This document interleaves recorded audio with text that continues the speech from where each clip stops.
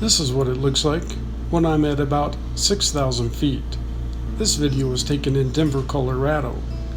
Denver is about 5,280 feet. And this is what it looks like when I'm in the mountains. The secret that I've been keeping from all of you that I've been a little reticent to talk about is the fact that I have to be on oxygen at altitude. Last year, we found out that I was running a very low blood oxygen level, and that blood oxygen at night was 56 and at day 89. Most people run 98 to 100% blood oxygen level. The minimum blood oxygen level they look for is 91%. So what happens then when you don't get enough oxygen in your blood? Well, your body starts to short something because there's not enough oxygen for everything to work. And it's not like the body comes to you and says, what do you want to short? The body makes its own decision.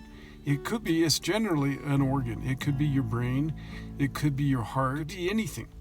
In my case, probably it's been the heart because I'm developing to have now heart problems. So getting enough oxygen is just critical, and most people don't ever have to think about it. They get plenty of oxygen. But unfortunately, for a few people, and I am one of those, I just can't get enough oxygen at this level. I'm at 9,000 feet right now. I could stay hooked up to the tubes and live in a little condominium for the rest of my life. But if I want to travel in the mountains, if I want to go from Denver to Breckenridge, I have to figure out a way to get oxygen between the two places. So I've developed a system. I use these bottles. I take a deep breath out of the bottle.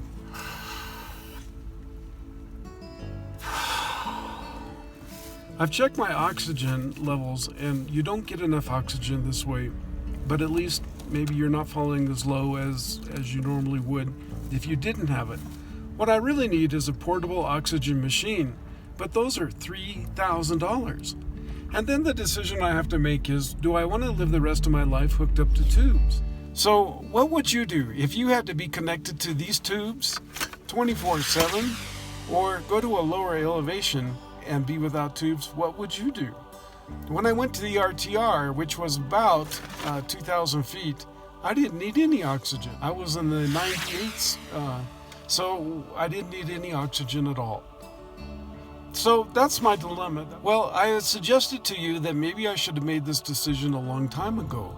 And my idea was that when I retired, I would retire and enjoy my health and enjoy everything else. Well, maybe I'm not having my health. We don't know what's causing the low blood oxygen. It could be COPD or problems with my lungs. And we know now that I also have some heart damage, likely from low oxygen levels in my blood. So what's happening is I'm getting to retirement age, but I may not have the physical stamina to do the things that I wanted to do. It almost seems unfair.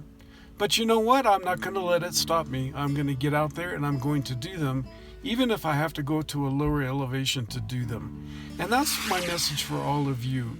If you're thinking about doing this, don't wait. Do this now. Do it while you have the health to do it. Do it as soon as you're able to do it. Don't wait until some future lofty day when you retire and you have enough money, and when this happens and when that happens and the kids graduate and the house sells. Don't wait, because you could end up like me, unable to spend time in the high mountains without being tethered to a tube and oxygen. There are no guarantees in life. I'm going to get out there and do everything I can to have the fullest life possible. That means not sitting around and feeling sorry for myself. That means realizing a lot of people have it a lot worse than I do. And what's left of my life is up for me to decide. It's for me to make the most of it, or for me to sit around and pine and whine and wish that things were different. They're not. It's time that I move forward and do the best with what I have. And so, my friends, that's my message. Do the best with what you have. Don't wait until things are better. Maybe things won't get so better. And maybe, now is your time. So It really doesn't matter what age you come to this conclusion. I was terminal the day that I was born. We all are. Life is fleeting. And so, the big decision is, when do you realize it's time to live life? It's time to get the most out of every single minute and quit spending time doing silly, stupid stuff. That's the decision I have to make. When am I done making money? When am I done making everybody else in the world happy? And when am I willing to go out and do what I need to do just for me? I've had a great life. I got lost in the mountains at age 5 and thought I was going to die. I got caught in a gale in the Gulf of Mexico and nearly did die. I've done a lot of traveling. I've been an attorney. I've sold real estate. I used to sell airplanes for a living. I owned a bar. And boy, when you own a bar, trust me, you can have a lot of fun times. I have done so many things in life. I've had so many wonderful experiences. There is no reason for me to feel bad because now, in the later years of my life, maybe things aren't exactly as I want them. I'm telling you these very personal things because I hope to inspire other people who have other physical problems or mental problems. I also suffered from severe depression as a youth, and it was debilitating. My message to you is, don't wait, get out there, don't let anything stop you. There's no reason to be stopped when you have a dream. Nothing is more powerful than your dream. So go do it. It doesn't mean that you have to be a nomad or that you have to live the same lifestyle I do. It just means that if you have a vision, if you have something you really want to do, you should do it now. Don't wait. Tomorrow is not guaranteed.